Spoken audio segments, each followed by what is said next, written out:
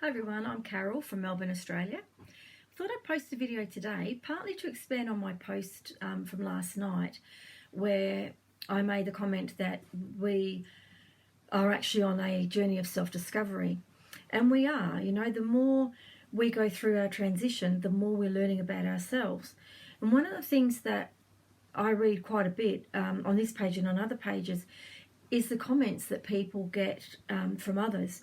Now, sometimes it's a lovely compliment, and sometimes it's not. Sometimes it can be a fairly nasty comment. Now, if you stop and think about it, these comments aren't new to us. We start hearing things from other people when we were only young. Now, for myself, I had lots of issues when I was younger. I was either overweight or I was underweight. When I was overweight, I was called fat, dumpy. When I was underweight, I was called anorexic. I had problems with my ears. I didn't have this fold in my ears, in both my ears when I was born. So my ears actually stuck out like that. And I was called Dumbo and big ears and aeroplane and all those sorts of things. So I grew my hair to my shoulders, basically so I could wear it in a ponytail like that to keep my ears back. It wasn't because I wanted to. It was because I was tired of people making fun of me, making me feel bad about myself. I couldn't do anything about it at the time. I was born like that. But when I was 15, I did actually have surgery to put the fold in both my ears. And I remember straight after I had got my stitches out and the bandages off, the first thing I did, because I couldn't wash my hair for 6 weeks, was I went and got my hair cut. And it was probably the shortest I had ever worn it, and I loved it.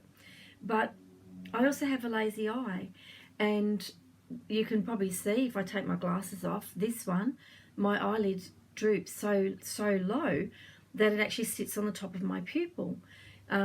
So I was teased about my eyes when I was young, Pirate Pete or half eye, things like that. And what I started to do after I had my ears fixed, I started playing around with makeup. And so I would put my makeup on to make this eye look wider, and I put it darker on this eye so it would make it look narrower. And so some people stopped making fun of me, stopped with all those comments. But I had those, we all have the makeup, the budding makeup artists as friends that are so anxious to do a makeover on you to make you look beautiful. They would start saying to me, why have you got more eyeliner on that eye than the other one? It doesn't look right. And I would say, it's because I have a lazy eye and I'm doing it for this reason. So what I was actually doing was I was covering it up from one group of people and I was exposing it to another. And it made me realize then that it doesn't matter what you do. Someone is always going to think or say something negative about you. So it's really up to us and how we take it. So as we start going through our transition and stop dyeing our hair, now it might be a choice that you make. You might not have the choice. It could be for health reasons. You could be allergic to dyes. You could be losing your hair through stress. There's lots of reasons. For me, it was I lost my job and I couldn't afford to keep dyeing it. I was dyeing my hair from when I was 15 because I had a bundle of grey hairs that grew here. I think they were about 10. And back then, you just would pluck them out with your tweezers. And people would say, oh, no, don't pull them out, because if for every one you pull out, 10 grow back. So I learned again at a young age, I was 15, that I started colouring my hair because I didn't want to have the grey streak, because back then, which is still is this way now for some people, which is pretty sad, but back then I related or connected grey hair with old, and I didn't want to be old at 15. I had already been teased enough, so I started colouring it. And then over the years I started playing with different sorts of colour.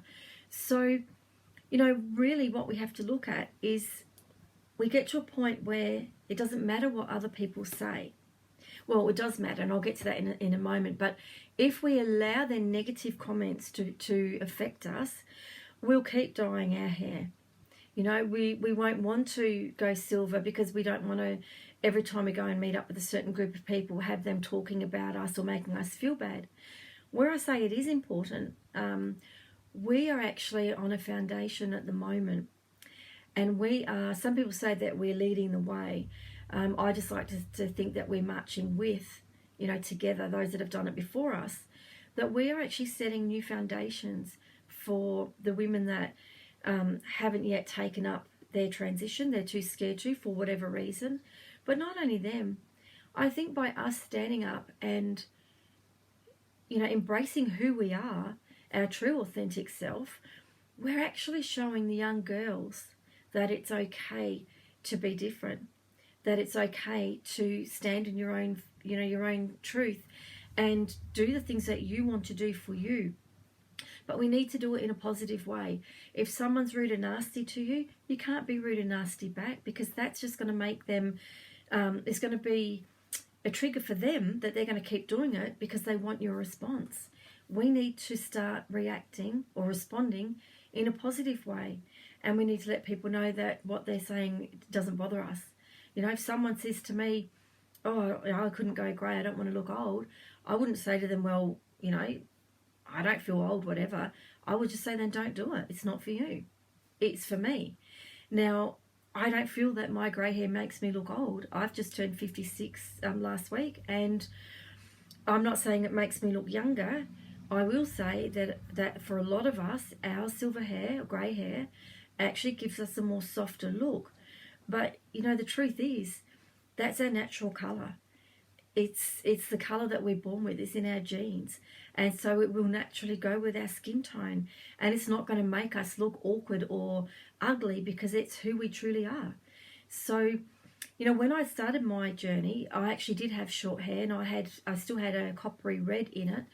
And I started off covering my grey parting. I hated that 1 inch, 2 inch, 3 inch grey.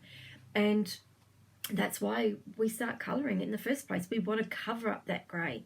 So when I couldn't afford to go and get my hair coloured every 4 weeks, I thought, okay, I'm going to have to try and be positive. I didn't have pages like we have now on Facebook when I first started doing it. I wasn't aware of them. So I did most of it by myself. I've only really just started connecting to these pages probably in the last 6 months to 12 months. But so I was covering it up.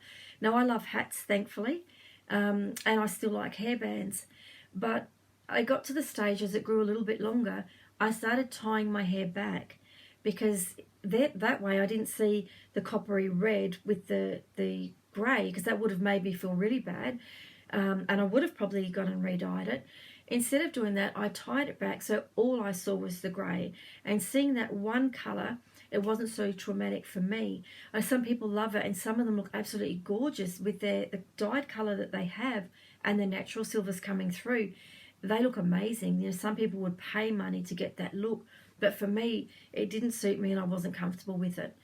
But as my hair started to grow a little bit, and it was probably down to here, I started then playing with it. So I was getting foam rollers, and I would curl it, and I would put flowers in it, and I put clips in, and I would still wear my hats.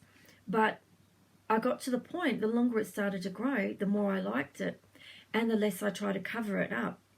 So what I would say as you're going through your transition, those days that you're feeling really bad, and you think, oh, this looks terrible, and I really want to go and dye it again, don't make that decision there and then, because you probably will regret it the next day.